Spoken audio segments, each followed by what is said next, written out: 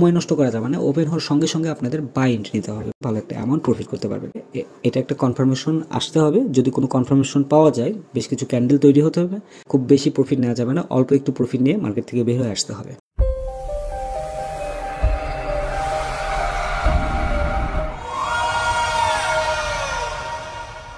তো আজকে দেখব এই সপ্তাহে গোল্ড মার্কেট কি হবে, কোথায় আমরা এন্ট্রি নিব এবং কোন পয়েন্টে আমরা এন্ট্রিগুলো ক্লোজ করব, আমাদের লসগুলো কম হবে বা প্রফিটগুলো বেশি হবে। তো চলুন তাহলে শুরু করা যাক। তো এখানে দেখুন আমি কয়েকটা পয়েন্ট আমি আপনাদের সাথে শেয়ার করি। গোল্ড মার্কেট এখানে যেহেতু উপরে একটা রেজিস্ট্যান্স ছিল, এই রেজিস্ট্যান্স থেকে মার্কেট একদম ফোর্স নিয়ে এখান থেকে মার্কেট ডাউন হয়েছে, একদম ফোর্স নিয়ে ডাউন হয়েছে, কিন্তু এই ডাউনটা কিন্তু থাকবে না, এটা আবারও মার্কেট ব্যাক করবে। তো ব্যাক করার বেশ কিছু কারণ আছে, এখানে দেখুন আমি দেখাই। তো সর্বপ্রথম কারণ হচ্ছে এখান থেকে একটা যে লাইনটা তৈরি হয়েছে, এখানে কিন্তু একটা ফুল ট্রেন্ড কিন্তু আপ ট্রেন্ড আছে। এটাকে যদি আমরা লাইন টানি সেই ক্ষেত্রেও কিন্তু এটা সেমভাবে কিন্তু বোঝা যাবে যে এখানে কিভাবে মার্কেট আপে যাচ্ছে। আবার এখান থেকে যদি আমরা দেখি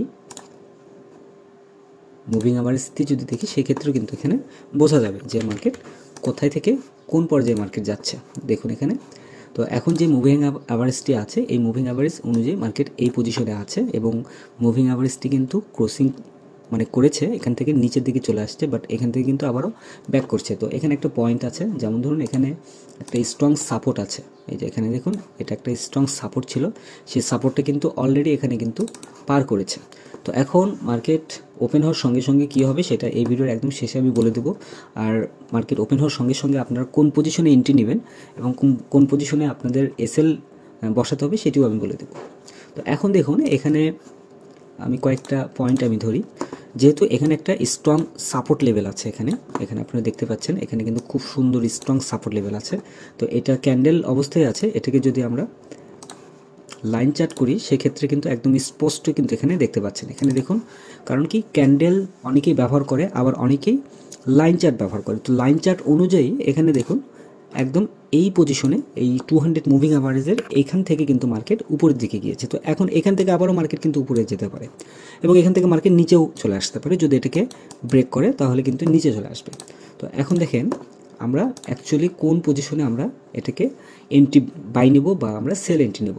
তো আমি সাপ্লাই ডিমান্ড যদি এখানে সেট করি, আমার একটা সাপ্লাই ডিমান্ড ইন্ডিকেটর আছে। তো এই ইন্ডিকেটর আমি অলরেডি এর আগে আমি আপনাদের সাথে শেয়ার করেছি। তো এই ইন্ডিকেটরটা যখন আমি সেট করব তখন আরও ক্লিয়ার বুঝতে পারবো যে আমি কোন পজিশনে আমি এন্ট্রিটা নিব। তো দেখুন এখানে আমি একদম ক্লিয়ার বুঝতে পারছি যে এখানে আমাদের একটা স্ট্রং সাপোর্ট লেভেল আছে, এখানে হচ্ছে 2864, মানে মার্কেট এখান থেকে দেন মার্কেট উঠে চলে যেতে পারে, অথবা এটাকে ক্রস করে 2844 হয়তো মার্কেট আসতে পারে।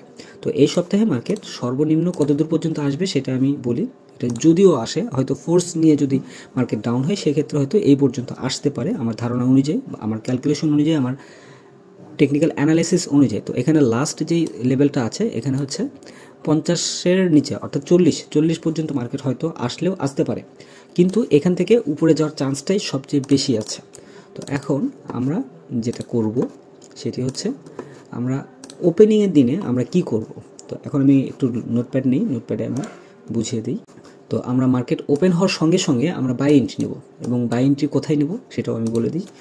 এসএলটা আমরা ব্যবহার করব কোথায়, আপনার 2870-এ আমরা এসএল ব্যবহার করব, এবং আরেকটা এসএল আমরা ব্যবহার করব 2850-এ। তো এই দুইটা এসএল আমরা ব্যবহার করতে পারি এই সপ্তাহের জন্য। আর একটা এসএল আপনারা ব্যবহার করতে পারেন, এটা যদি আরও মার্কেট নিচে চলে আসে সেই ক্ষেত্রে 2840-এ। তো এই তিনটা এসএল আমরা ব্যবহার করব। আর মার্কেট ওপেন হওয়ার সঙ্গে সঙ্গে যদি আপনারা এন্ট্রি নিতে পারেন, এন্ট্রি নিয়ে মোটামুটি এখান থেকে যে নিচের যে লেভেলটা আছে 2870, এই 70 পর্যন্ত যদি আপনারা এসএলটা ব্যবহার করেন সেক্ষেত্রে দেখা যাবে খুব ভালো একটা অ্যামাউন্ট এখান থেকে কিন্তু প্রফিট করতে পারবেন। কিন্তু একদম বসে থাকতে হবে, যখন মার্কেট ওপেন হবে ওপেন হওয়ার সঙ্গে সঙ্গে কোনো সময় নষ্ট করা যাবে না, ওপেন হওয়ার সঙ্গে সঙ্গে আপনাদের বাই এন্ট্রি নিতে হবে। বাই এন্ট্রি নিলে সেক্ষেত্রে এখান থেকে ভালো একটা অ্যামাউন্ট প্রফিট করতে পারবেন।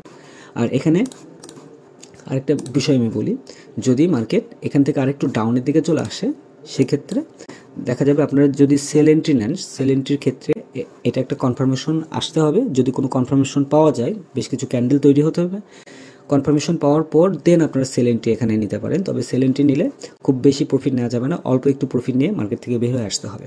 তো আশা করি বুঝতে পেরেছেন। ধন্যবাদ সবাইকে ফরেক্স বাংলার সঙ্গে থাকার জন্য। আর ভিডিওটি যদি ভালো লেগে থাকে অবশ্যই কমেন্টের মধ্যে জানাবেন। আর আপডেট অ্যানালাইসিস সিগন্যাল পাওয়ার জন্য অবশ্যই টেলিগ্রাম চ্যানেল জয়েন করবেন। আর রেগুলার মিনিমাম $100 যদি ইনকাম করতে চান তাহলে ভিআইপি চ্যানেলে জয়েন করতে পারেন। ধন্যবাদ সবাইকে।